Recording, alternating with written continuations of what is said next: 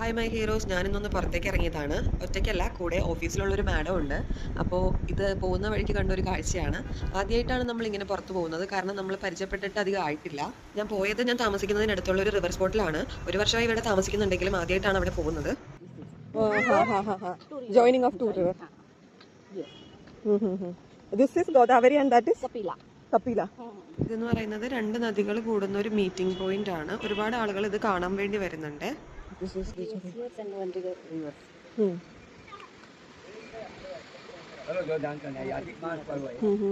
But this is dirty. Dirty very much. ഇവിടുത്തുകാർ നദികൾക്കൊക്കെ വളരെ പ്രാധാന്യം കൊടുക്കുന്നവരാണ്. എങ്കിൽ പോലും നദികളുടെയൊക്കെ അവസ്ഥ വളരെ പരിതാപകരമാണ്. ഇതിൽ തന്നെ നിങ്ങൾക്ക് കാണാം, അവിടെ നിൽക്കുമ്പോൾ ഭയങ്കര സ്മെല്ലായിരുന്നു. ശരിക്കും ഒരു ഡ്രെയിനേജിൻ്റെ അടുത്ത് നിൽക്കുന്ന ഒരു സ്മെല്ലുണ്ടായിരുന്നു. ഇതിനടുത്തായിട്ട് തന്നെ അവരൊരു അമ്പലം പോലെ ചെറിയ വിഗ്രഹങ്ങളൊക്കെ വെച്ച് ചെയ്തിട്ടുണ്ട്.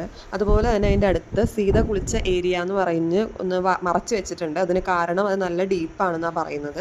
20 അടിയോളം താഴ്ചയുണ്ട്, അപകടങ്ങൾ ഉണ്ടായിട്ടുണ്ട് പണ്ടെന്നാണ് പറയുന്നത്. എന്നാലും ഒരു പെർമനന്റ് ബാരിക്കേഡൊന്നും അല്ല, ഒരു ടെമ്പററി ഷീറ്റ് വലിച്ച് കെട്ടിയേക്കുന്ന ഒരു ഏരിയ ആണത്. Okay, these are the Kumbh Mela site also. അപ്പോൾ ഇതും കുംഭമേള സൈറ്റ് തന്നെയാണ്. ഇവിടെയാണ് സ്നാൻ ചെയ്യുന്നതെന്ന് പറഞ്ഞാൽ മുങ്ങി കുളിക്കുന്നത്. അതാണ് കുംഭമേള ബേസിക്കലി.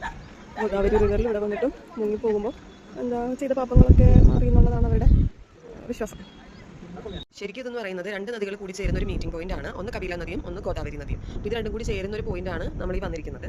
ബേസിക്കലി പറയുന്നതെന്ന് പറഞ്ഞാൽ ഈ ഒരു വെള്ളത്തിലാണ് ഇവിടെ മറ്റേ ഗണപതി പപ്പ മോറിയ ആ ഒരു പ്രോഗ്രാമില്ലേ, അപ്പം ഇങ്ങനെ വെള്ളത്തിൽ കടലിൽ കൊണ്ട് ഒഴുക്കില്ലേ, അപ്പോൾ ഇവിടുത്തെ കാര്യം ഇവിടെ വന്നാണ് ഒഴുക്കുന്നതെന്നാണ് പറയുന്നത്.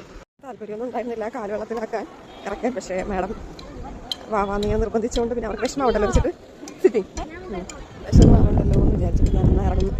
കാലൊന്ന് നനയ്ക്കുന്നു. ഞാൻ കാലം നനച്ചൊന്നും ഇല്ല കേട്ടോ. എനിക്ക് ഈ വെള്ളം കണ്ടിട്ട് അങ്ങ് തൃപ്തി പോരാ. കെട്ടിക്കിടക്കുന്ന വെള്ളം പോലെ തോന്നുന്നു. ഞാൻ നനച്ചില്ല കാലം. നൈസായിട്ട് സ്കേപ്പ് ഇട്ടു. ഇതാണ് ജാമുൻ, നമ്മുടെ ഞാവൽപ്പഴം. നിറയെ വീഡിയോയിൽ കാണുന്നില്ല. ഇതുണ്ടോ ഇങ്ങനെ കൊലകുത്തി നിറയുണ്ട്.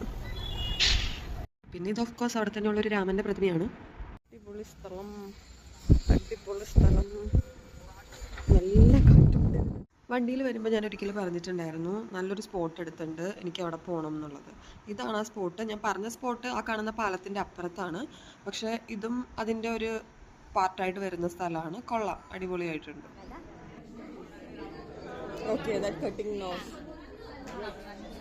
ശൂർപ്പണഖയുടെ മൂക്ക് വെട്ടുന്നതാണ് ഈ ഒരു സ്റ്റാച്ചു.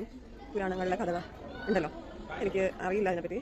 ബേസിക്കലി ഞാൻ കുറച്ച് മുന്നേ ഒരു സ്റ്റാച്ചു കാണിച്ചില്ല, ഈ സ്റ്റാച്ചു. ഇതിൽ ശൂർപ്പണഖയുടെ മൂക്ക് കട്ട് ചെയ്യുന്നതായിട്ടാണ്. അപ്പോൾ മൂക്കിനെ മറാത്തിയിലാണോ ഹിന്ദിയിലാണോ നാസ് എന്നാണ് പറയുന്നത്. അങ്ങനെയാണ് ഇവിടെ നാശിക്കുന്ന പേര് വരാൻ കാരണം എന്നാണ് പറയുന്നത്. പിന്നെ ഈ കാഴ്ചകളൊക്കെ കണ്ട് നമ്മൾ അടുത്ത സ്ഥലത്തേക്ക് പോയി. അതിൻ്റെ വീഡിയോ അടുത്ത ഷോർട്സ് ആയിട്ട് ഇടാം. അപ്പോൾ എല്ലാവരും സപ്പോർട്ട് ചെയ്യണേ.